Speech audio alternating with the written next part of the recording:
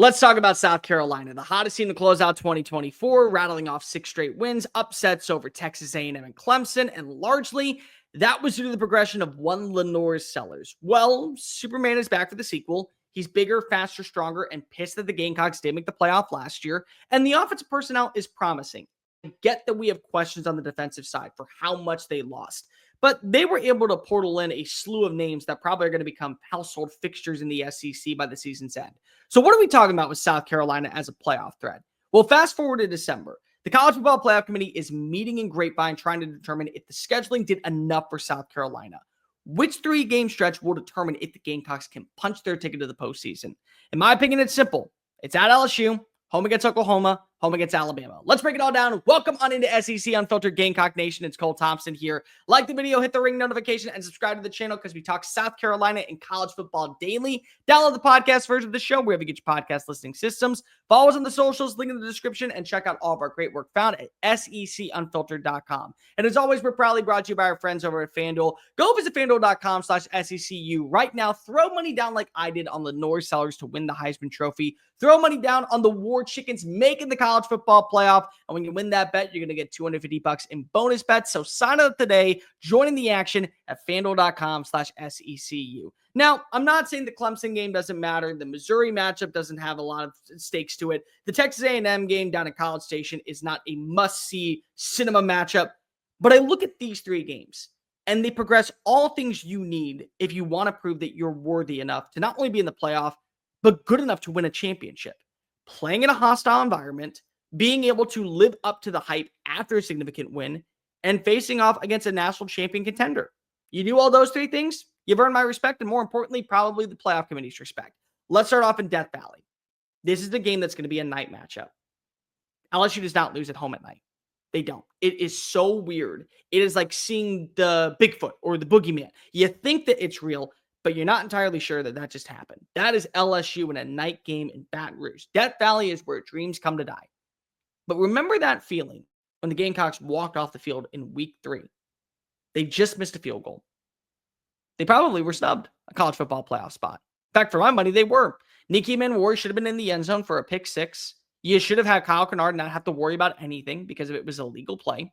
And because of terrible officiating, which existed throughout the SEC last season, South Carolina went 9-3 instead of 10-2.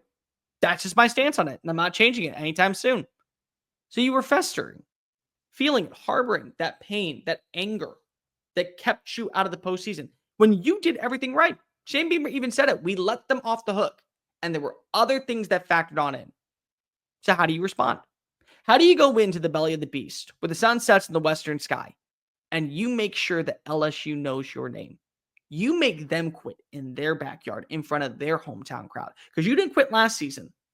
How do you react to it? You got to have a stable run game. I don't know what's going to happen with the Rasul Faison situation, but you got to trust that you have at least one other back that can take pressure off of Lenore Sellers and give you a multidimensional offense. You got to find your number 1 wide receiver. By the end of this game, I would like to know that 16 knows where he's going on a must-have, gotta-get play. And throw the big, easy red Staples button, smash it. That was easy. Who's that guy? Is it Nick Harbor? Is it Mazeo Bennett? Is it Jordan Dingle, the tight end? Is it Michael Smith, the tight end? Is it maybe Faison out of the backfield? Is it one of the freshman wide receivers? Jared Brown, could he be that guy? You got to be able to find that X-factor player that's going to consistently move the chains and keep drives alive. Your defense has got to get after this inexperienced offensive line. It's 4 new starters in the Bayou, and this is a good front 7. It's not just Dylan Stewart. Now, the question is, who is going to be that secondary pass rusher? Is it come from the interior with Gabriel Brownlow-Dindy? Could it come from the linebacker position with Justin Okoronkwo? Who is that guy that's going to add the extra element of getting a quarterback to feel the wrath opposite of Dylan Stewart? Can your secondary make a lot of plays? Because like it or not, guys, this wide receiver core is good. They have speed across the pylon. They could be a 4x4 track team. That's how good they are. Barian Brown, Nick Anderson, Xavier Thomas, Chris Hilton, they will get after you if you allow them to. So can you force a turnover at the ill-advised time? Remember, last season, what was the biggest knock that we had on Garrett Nussmeier? His inability to throw under pressure, constantly putting the ball in harm's way underneath double coverages and allowing teams to get back in games. Happened against South Carolina, happened against Alabama. Is that something that is just a part of his DNA as a quarterback? And can you take advantage of that? Set your offense up in positive field position to be able to march down the field for a quick 6 and then turn back your defense and go, do that again. Because if you do, what more do you want? There are fewer places more daunting to play on a Saturday night than Death Valley. And you march into there and you hold your own. Even if you don't win, people are going to have to respect you. They're going to have to look at you and say, this team means business. Yeah, they lost a ton defensively, but it's the culture, it's the identity, it's how they're built that allows them to stay ahead of the curve. And if you get that upset win, well, now everyone's on notice. Don't sleep on South Carolina. You made the mistake last year and it cost you wins. Is it going to happen this year? Maybe you do win this game. Maybe you don't. But I can tell you what, you play your ass off in this game, people are going to look at that and say, that's a loss on your resume, but you have all these other signature wins. We're not even factoring that in. How you won against those other teams matters way more than you losing by, say, 3 or winning by 3 at that point. But then comes the next game. And this, to me, is the ultimate game that decides a lot in the SEC. For my opinion, just in general, it's Oklahoma. It's a trap game for both these teams. Because remember this for a second. Oklahoma is going to be coming off the Red River Shootout in Dallas. You're going to be coming off a game in Death Valley. You're going to be coming off of a game that maybe you win. How do you respond to that? Because there's a letdown spot. And teams do this all the time. They get the signature win. They show up. They look awesome. They feel like that they're on cloud 9. And then they forget, oh, in 6 days, we have to play another ranked team. And that other ranked team didn't forget what was on the schedule, didn't forget to practice that week, didn't care that they just beat their rival. No, they wanted to send a message. Hey, welcome to a new era of college football. And that's what you got with Oklahoma and South Carolina. Both of these teams could easily fall for the trap and be blown out because of just insufficient play after not being able to meet the standard the following week. Oklahoma's going to be good on offense this year, guys. I know that people don't want to hear it. I understand you want to talk about the quarterback that comes from the G5 level. You have the most total yards of scrimmage. You score 45 touchdowns. I don't care what university you play at and what division you play at. You're good at football, and you can take advantage of that. Ben Arbuckle's offense is going to get the ball in playmakers' hands. Your secondary is going to have to play physical press man coverage to eliminate Giovanni Gibson, to eliminate Deion Burks, to take away a Jaden Ott out of the backfield. And that's only in the passing game. Your front 7 is going to have to make this offense one-dimensional against an offensive line that can't get much worse. They were dead last among Power 4 teams in sacks allowed last season. So the only place to go from rock bottom is up. You got to make this offense one-dimensional. Have John Mateer beat you with his arm, not with his legs. Take away the rushing element of Jaden Ott. Don't allow any one of these other running backs, whether it be Robinson or whether it be Sawchuk or whoever else is that guy, to be able to constantly win on third down, move the sticks, fresh set, milk the clock. And for you specifically, this is a game where I feel like you have got to be able to trust your rushing attack. And again, who is that going to be? Is it going to be Oscar Attaway? Is it going to be Howell? Is it going to be Faison? Because if we finally get news that the eligibility waiver came on through, and lo and behold, here we are. We got this now. You get that rushing attack going. You're going to start to watch as Brent Venables corrals the box, starts to focus in on 16. And he's going to send some blitzes, but that may come from a safety spot. That may come from the cheetah roll. That may come from the nickel position. And so what do? There's Jared Brown, 15 yards downfield. Boop, right in the breadbasket. Now he's off for 30 yards. Oh, look at that. They just sent a cornerback blitz, and Nick Harbor is already 30 yards down the field. See him. Just float it on up there. There you go. Touchdown, backyard. Willie B rocking and rolling on a Saturday afternoon. That's what you got. And that's a game to where you don't fall toward the pressure. You understand, hey, we may have just won in Death Valley, but it's a new week. We put that behind us as soon as we got on the bus. This is who we are as a program. We're already looking ahead. We've been looking ahead to this game for weeks, minutes after we beat LSU. Attention turn to Sooner Country. That's what I want to see.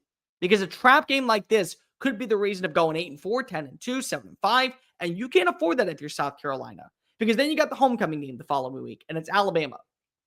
Alabama, to me, is a national title contender. I'm not going to sugarcoat it. I know I'm an Alabama grad, but if they have competent quarterback play, just competent, I'm not even saying elite. Like, Sellers has got to be elite for this team. John Mateer has got to be elite for Oklahoma. Competent quarterback play with what they have on this roster. Alabama's a playoff team. Maybe they won't win the SEC. Maybe they won't win the national title, but they're a playoff team. And they have earned that respect, in my opinion, because of what they've done in the offseason and because of the history and what they are as a program. But you nearly beat them last year. Remember the comeback? Remember the Mazio Bennett touchdown? The Nick Harbor grab at the back of the end zone, toe tap? Just the missed point conversion. You hit on that play. I mean, we're talking about South Carolina being in the playoff. Once again, they were in so many one-possessional matchups that could have easily gone in favor of their spectrum and been in the postseason. But you get to welcome them to Willie B. You get to show them what the ultimate cathedral of chaos is like. And I've talked about it, and you heard my voice in the documentary mention this. You close your eyes. You picture just the screaming sounds that come as Sandstorm is playing to begin the game. You can't tell me that that was at Death Valley, Kyle Field, or Neyland, or Bryant Denny, or Sanford. No, because if it's as loud, as toxic, and as hostile in his environment, and you can easily put yourself in that position to force Ty Simpson into making mistakes.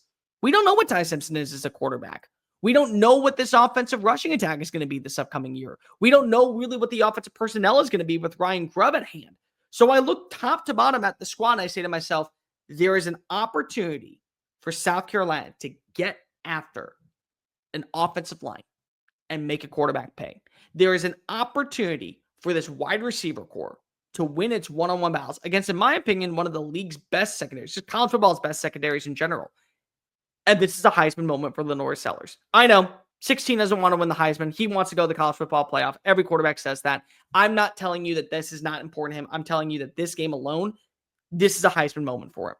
He single-handedly carries the Cocks to a victory, homecoming against the Crimson Tide. Everyone is putting him forefront center to go to the Big Apple and hoist up college football's finest honor. And he's earned that at that point.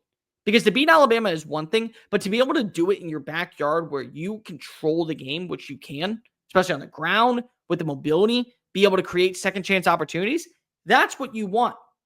And you just held your own against a national title contender. You don't need to win all 3 games, in my opinion. You go 2-1 in this stretch, you're probably going 9-3 at worst. At worst, 10-2 at best. Because you still got the Clemson game, you still got the Texas A&M game. Maybe you already won a couple games to begin the year. You're in a great spot. One loss on the schedule will not define who you are as a program. But if you go to Death Valley and you hold your own, you respond after a very emotional game, and you win that one, and you play against a national title contender like Alabama, and you handle business. Who's doubting the Gamecocks going into the month of Nov Beamer? Sincerely. It's Cocktober at its finest, and we're entering Nov Beamer with a lot of hype and a lot of expectations. And expectations that have probably been earned over the process of a couple weeks. But let me know in the comment section down below which 3 games will define South Carolina's season in 2025. Like, review, hit subscribe. Make sure you're following us on social media at Mr. Cole Thompson and at SEC Unfiltered. And check out all of our great work found at secunfiltered.com. Until next time, folks, I am Cole Thompson, Gamecock Nation. I haven't given up on you. Don't give up on yourself either. Bye.